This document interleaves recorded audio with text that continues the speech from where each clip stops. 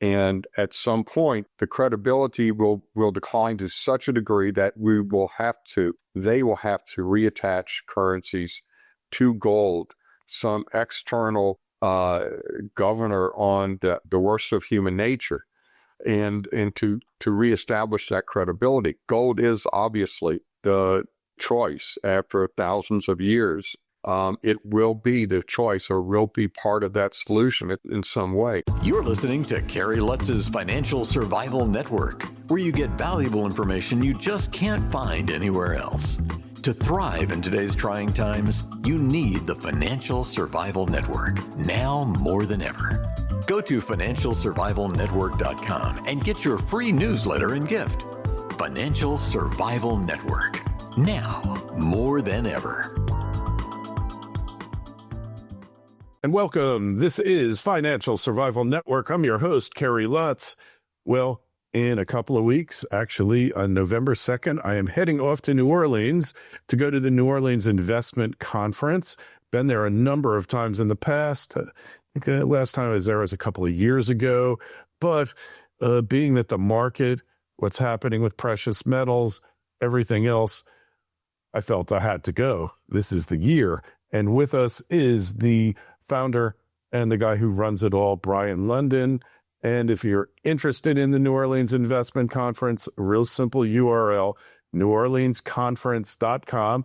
Brien, it's great to have you back on the show. This is number 51. When you started this thing 50 years ago, how long did you think it was going to go on for? Well, let me clarify that. I did not start it. A guy named Jim Blanchard started it. Of course. Yeah, an icon of the hard money, sound money movement. He was instrumental in getting gold legalized. He started our newsletter, Gold Newsletter, in 1971, literally on the day that Nixon closed the gold window, severed the last tie between the dollar and gold in August of 1971. Jim decided to do something about it, lobbied for the return of the right of gold ownership for American citizens. Amazingly, it was illegal to own gold back then. And then was successful in 1974 getting it legalized, decided to have a investment conference to teach Americans how to invest in gold. And that grew and grew. I joined Jim about 10 years later in 1985. And so I'm a newbie on the block. I've only been involved in it for 40 years. But I ended up, after Jim passed away in 1999, I was running his business for him and a minority owner in it, and then bought the rest from his estate. And have been trying to continue our legacy ever since of, free minds, free markets, sound money, and all of the things that I think now distressingly are under attack like they have never been before, really since the 1970s. So there are a lot of parallels today to the 1970s, and I think importantly and more to the point today, especially in the precious metals, these are the kinds of moves we have not seen since then, and yet there's plenty of opportunity left because unlike any other bull market we've ever seen, we've had laggards here. The investments that typically leverage gold, silver, and mining stocks have lagged gold, and now they're catching up, like banshees just right out of the gate. Lots of opportunities still left. Yeah, it's really exciting. I mean, look, we all knew that it was heading here. Yeah. I think we all thought it was going to be here back in the early, 2010, 2011, but somehow they engineered the collapse of the precious metals markets. Maybe it just wasn't the right time. We could speculate about how it happened, but the fact is it was inevitable, right? I mean, $52, $53 gold, silver rather, $52, $53 silver. 3-4 years ago, we were imagining it, but now it's actually here. Yeah, and it seems, as long as it took, it seems like it came, shockingly quickly. Inevitable does not mean imminent for sure.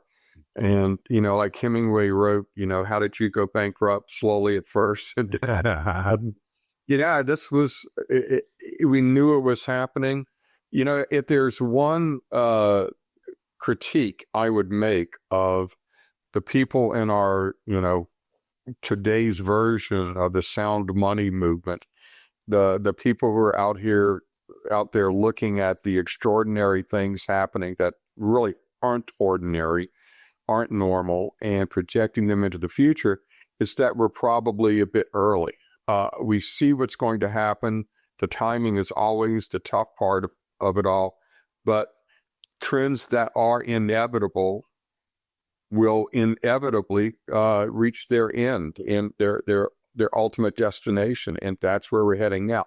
Now, I don't know if this is going to lead to the great reset where gold and silver regain monetary value, at least association with legal monetary value in the U.S. and developed economies. It may take another one or two crises to get to that point, but we do recognize the trend. And now we see that the trend is accelerating because the forces that have been holding it back have been overwhelmed, very simply. Yeah, I call it the COMEX GPT, the AI that's probably in the basement of the Fed in the Eccles building, but it's been screaming, it's been having meltdowns, and it can't keep the prices down anymore, even in platinum, which I wouldn't tell most people it's something you want to hold, but certainly its performance has been stellar, and traditionally it was always more costly per ounce than gold, and yet for many years now it's been a fraction of the price of gold. So that's catching up, and that's like confirmation that you really need, right? Yeah, it is. We have confirmation on all fronts. And that's why I tell people that, this is a generational opportunity. It's something we have not seen since the early 2000s, since gold bottomed out at $252 an ounce in 1999 and 2000. But then you had to have a lot more courage to invest in the sector and be confident that a bull market in gold was coming, a bull market in silver, and then a bull market in mining stocks. Today, we have the incredible luxury of knowing that a bull market in gold is already here in full force and dwarfing really in its violence anything that we've seen before. So we have that factor, that checkbox checked. We don't have the risk of whether there's going to be a bull market. There is. And yet we have the opportunity to invest in these leveraged investments that are soaring right now, but still dramatically undervalued on any long-term metrics. Mining stocks right now on a price to earnings, price to net asset value are at historically very low levels because their earnings have accelerated, have outperformed their prices. So they are still dramatically undervalued, but the mainstream, the generalists, the big money is just starting to realize that and pouring into the sector. Yeah. So where does it end? I mean, that's almost as difficult as saying when, but it looks like we're at the beginning, doesn't it? Yeah, gold is a predictive mechanism like all investment markets. I think that bonds and gold are the most sensitive and accurate of the markets as far as discounting the future. Bonds, however, or treasuries are manipulated to some extent. Of course, it's the argument that gold has been as well. But gold right now is not whispering that something's ahead. It's not telling us that something's coming up. It's screaming it. And so we have to look ahead and see what that is. I think you look at the decades-old trend of ever easier money, which promoted the accumulation of ever greater debts. And in the fiscal situation has reached a climax, a point of no return, where you can't grow your way out of it, you can't tax your way out of it, you can't cut spending, obviously. We've seen that. So the situation now is that interest rates have to be below the rate of inflation. The currency has to depreciate more quickly than you're paying interest on these massive debts, or everything falls apart. So at the very least, we have the necessity of negative real rates going forward, and that is very bullish for gold, silver, the monetary metals, really all commodities, all tangible assets. On the other hand, we are seeing that, or gold is hinting that perhaps there's the ultimate end game of some kind of a monetary reset ahead. That would involve gold as reestablishing gold along with the dollar as the backbone of the dollar, the foundation for the dollar. That could happen, and what would interest me is how quickly we've seen gold rally recently. And I don't think you can account for that in buying from the current central banks, the current cadre of central banks that we know about. I think that perhaps the U.S. government itself is buying gold right now, trying to put gold back where it belongs, where it should have been all along, because coincident with these big rallies in gold, we've seen all talk of an audit of Fort Knox die away. Yeah, everyone's I don't know. I mean, it is a coincidence. Maybe it isn't so much of a coincidence. Yeah, that's a good question there. And for all we know, they might have been buying precious metals throughout the entire time here, from when it peaked in 2011, and then when it went down, they could have been buying on the up. The same thing with cryptocurrencies. What's your take on crypto? I don't think we ever had this conversation. Yeah, I'm a big believer in the original ideals of Bitcoin. Just wish I would have bought it with all of his, way back when it was selling for hundreds of dollars, when, people were talking to me about those ideals. I think a lot of those ideals have fallen by the wayside. Bitcoin has sought to get under the umbrella of regulation and therefore have access to big money investments. The transparency has worked against it. The anonymity has largely evaporated. So it's been, those ideals have been supplanted by the ideal of number go up.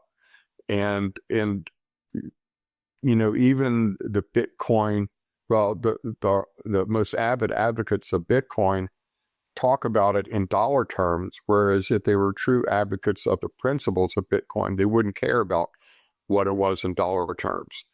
So I'm very skeptical about it right now. I'm skeptical about the performance and how it's become a speculative mania. But the other side of the coin is that some people I highly respect, very smart people that are friends of mine that are again very avid advocates of Bitcoin, and they're not easily fooled. And so they're very smart people, and so that kind of keeps me watching it and thinking that it may end up being what they say it's going to be. I think so, and I'll tell you why. Exactly what we have in the silver market, the paper infrastructure, what we would call synthetic silver, since it doesn't really exist. The silver that's traded is imaginary silver, right? Yeah. It's kind of like lawyers billing for 48 hours in a day. They're billing for time that doesn't exist.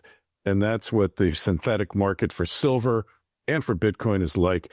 And the amount of Bitcoin coming onto the market is decreasing. It was at 900, then we had the halving, now it's at 450. Just like the amount of silver coming onto the market has been decreasing. We've been in deficit the past several years, and yet we have this huge synthetic ETFs, we've got futures, we've got options, and probably some other things that we don't even know about that they're doing. And that's the exact same thing with Bitcoin, which is why if we're going to have a short squeeze in silver, we're going to have it in crypto too. In Bitcoin specifically, I don't really follow a lot of the others. Few of them I do. But we're going to have it in Bitcoin for the simple reason of the ultimate loss of faith in the system. That's my take. I don't know. What do you think? Yeah, I think that you really put your finger on it. It's the ultimate loss of faith in the system. And that's been one of my key points and theses, like over the last decade or so, that, the great financial crisis was revealing to me. If you plot the Fed funds rate since 1980, when Paul Volcker drove up interest rates above 20% to kill off inflation. Ever since then, whenever there was a slowdown in the economy, a recession or anything resembling such, the Fed had the same prescription. They lowered interest rates. They made money easier. Central bank always did that, but was never able to raise interest rates back again more than halfway of the previous trading range. And so if you plot the bottoms, you see a steady stair step down, second floor, first floor, down to the ground floor at zero after the great financial crisis. And then zeroing interest rates didn't accomplish what they needed, so they came up with quantitative easing and everything else. They did all that over the span of 4 to 5 years. Then came COVID. People forget they actually began quantitative easing a few months before COVID. They did $500 billion worth of quantitative easing before COVID ever hit. So this was happening again regardless. Then COVID hit, and everything they did after the great financial crisis over 4 to 5 years, they did a multiple of that. And steroids. Like days. So what's happening is that with every crisis, every recession, every bubble that bursts, that's created by the Fed then, once the bubble bursts, has to come in with rescue efforts. The investors, the market, the economy becomes addicted like Pavlov's dog to this. And every time it happens, they need a greater dose of the drug to get the same result because they've grown tolerant of it. So the bottom line is that as these cycles progress, after each bust and then boom, the market realizes, investors realize, savers realize that there's going to be an awful lot of currency created. And that degrades the credibility of the currency with each instance. So yeah, it's loss of faith in the financial system, loss of faith in the currency, in the credibility of that currency. And we don't know whether it's the next cycle, the one after that, or the one after that, that all the credibility will be lost. But the trend is clear. And at some point, the credibility will decline to such a degree that they will have to reattach currencies to gold, some external governor on the worst of human nature, and to reestablish that credibility. Gold is obviously the choice after thousands of years. It will be the choice, or will be part of that solution in some way. For good reason. Happens. We're not talking, $10,000 gold. We're talking $20,000 and above. Mm-hmm. That is, I think that the current rise, the rallies in gold are hinting at the possibility of that being more near term than we would have believed. Yeah. And it's interesting because the Great Depression was really a turning point in the United States, because prior to the Great Depression, rising interest rates were seen as a positive because economic growth was driving, demand for money was driving higher rates, and you got a better return on your savings. After the Great Depression, that logic went out the window. Lower interest rates were the key to driving economic growth. But during the Great Depression, we had ridiculously low interest rates and nobody was borrowing. So, these distortions from Keynesianism and I call them the central bank robbers, really have distorted our perception and our understanding of how a healthy economy really works. Yeah, it was a confusion of speculation with investment.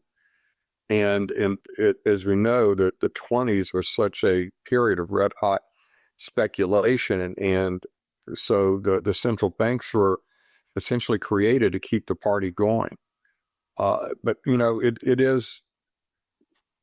is amazing that we've had Fed governors like Alan Greenspan, radical free market advocates who got in there and determined that a bunch of old economists sitting around a table could better determine the proper level of interest rates, the price of money, than the free market.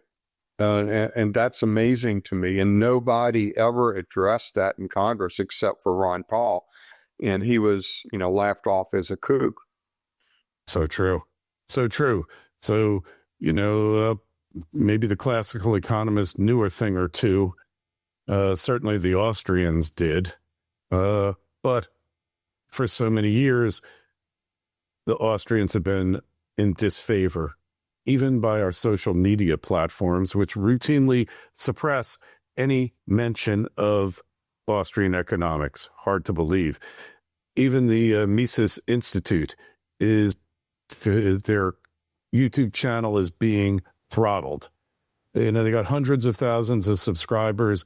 They're lucky to get 1,500 views.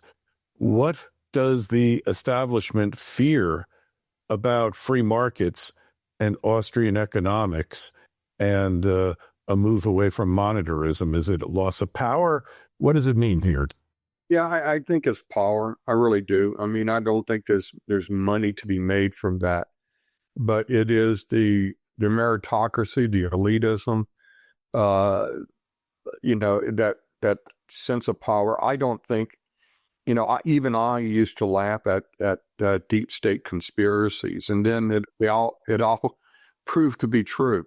But it's not, a cabal meeting on Tuesday nights, to light candles around a pentagram or anything and chant verses. No, it is a loose affiliation of people who are raised the same way, who think the same way, and view people with opposing views as outsiders and the other team, and exercise their power over their little fiefdoms, and little exercises of power multiplied by tens of thousands of bureaucrats and like-minded statists add up to, a monolithic enterprise. And so it is real, and it does exist, and it spreads its tentacles in every fabric of modern life, even into social media, as we saw. And Matt Taibbi is speaking at this year's New Orleans conference, has been at the forefront of exposing all of this. Yeah. Yeah. Hey, I'm looking forward to hearing him speak. He's pretty amazing what he's done, what he's exposed, and hopefully I'll meet with him because he was big in the Twitter files. I've got one for him for the YouTube files, and hopefully I'll get to interview him as well. He's the perfect example of you don't have to agree with people on their politics. It doesn't matter whether you agree or not. It's values. We've gotten into this thing where beliefs, politics, but we don't really think about values anymore. Right. Our communities, we want our communities to be safe. We want our schools to actually educate our children, right? We want health. We want our medical community to support health, not hinder it. We want healthy food, clean water, clean air. We all want the same things. And yet the political system has made us move away from our values and go into beliefs. And, if I believe that the sun isn't going to rise tomorrow morning and you believe it, you're never going to convince me. And I might even be blind to the fact that the sun does rise in the morning because I have that belief. I hold it so strongly.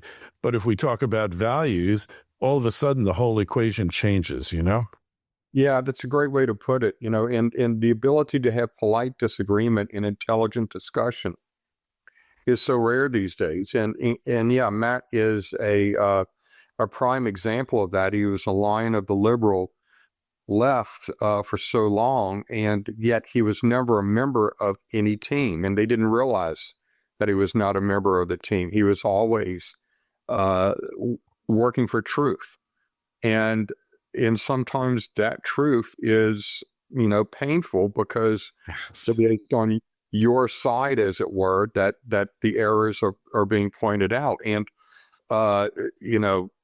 Matt spent decades skewering the right, and then when the left just went bonkers, he's spent the last few years skewering the left. And like I say, I think he's the most important journalist of our generation, but he's also an exemplar of how important it is to, hold your values sacred and disagree and not be a member of any particular team.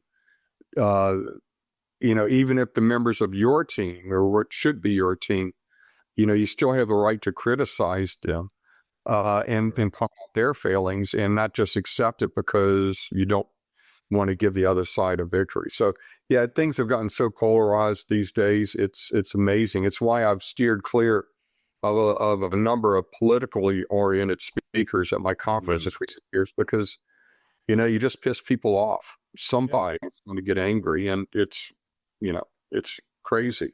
Yep. And you gain nothing from it. So, Right. All right, the site you want to go to is neworleansconference.com, and you'll see Brien there along with all the speakers. We didn't even get into the speakers, Brien, but you really have an all-star cast this year. I'm looking forward to a lot of those sessions. The dates, it's November 2nd through November 5th, and you get to hang out in New Orleans and eat some of the best food in the world, which I am also looking forward to. And Brien, just tell us how to subscribe to your newsletter, please. Yeah, goldnewsletter.com. Very simply, it is an extraordinary value, if I say so myself. In this market especially, our track record has been extraordinary. We have new stock picks coming out quite frequently that double and triple very quickly. So it is in a market and an opportunity that you will be cheating yourself if you don't participate in. And I couldn't agree with you more. If you got a question for myself or Brien, shoot an email, kl@kerrylutz.com, and sign up for your free Substack newsletter subscription. It's just financialsurvivalnetwork.com, and you'll get all the latest and greatest material, a lot of original articles. Brien, can't thank you enough for coming on. Looking forward to seeing you in a couple of weeks in New Orleans in the Big Easy, and enjoying the conference. Hey, don't work too hard getting it together. We'll see you soon. Thanks, Kerry. Great talking with you. Thanks for listening to Kerry Lutz's Financial Survival Network, your solution to today's trying times. For the latest, go to financialsurvivalnetwork.com. Financial Survival Network, now more than ever.